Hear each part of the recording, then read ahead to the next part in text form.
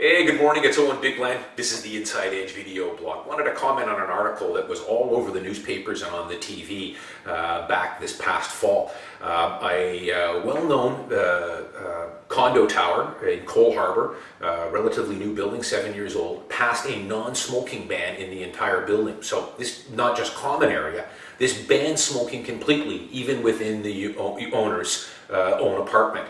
And I'm not really sure what to make of this. I'm not a big fan of restrictions, rental restrictions, pet restrictions. They tend to bring the value of those units down because when more restrictions you add, remember, the fewer pool of buyers or the smaller demographic of buyers you have that's going to be interested in that unit. So you always want to look down the road. Eventually you're going to want to sell that condo. When you've got a pile or a long laundry list of restrictions on it, you're limiting that pool of buyers that's going to want to buy that apartment.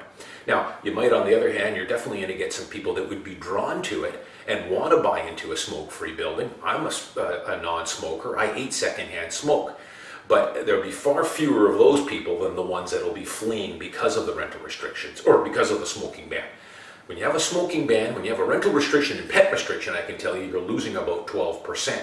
Now, I know there's pros and cons to both. People will say, well, renters are tough on the common areas and they party and they're not as responsible as owner-occupiers. So there's pros and cons to both. But in my experience, renters take care of a place just as good as the owners do in a lot of time. And I don't want to be leaving 12% of my value on the table with a restriction like that. I feel the same way with smoking. Now, we'll have to see how this all plays out. They had a 3/4 resolution vote that passed. This building, I'm familiar with it. It's probably 65 to 70% investors in there.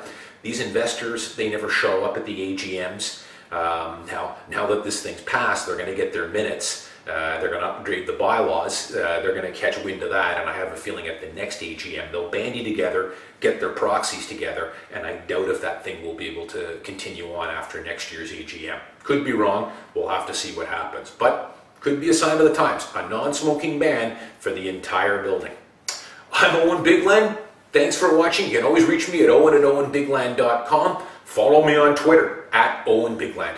Thanks for watching. See you next time.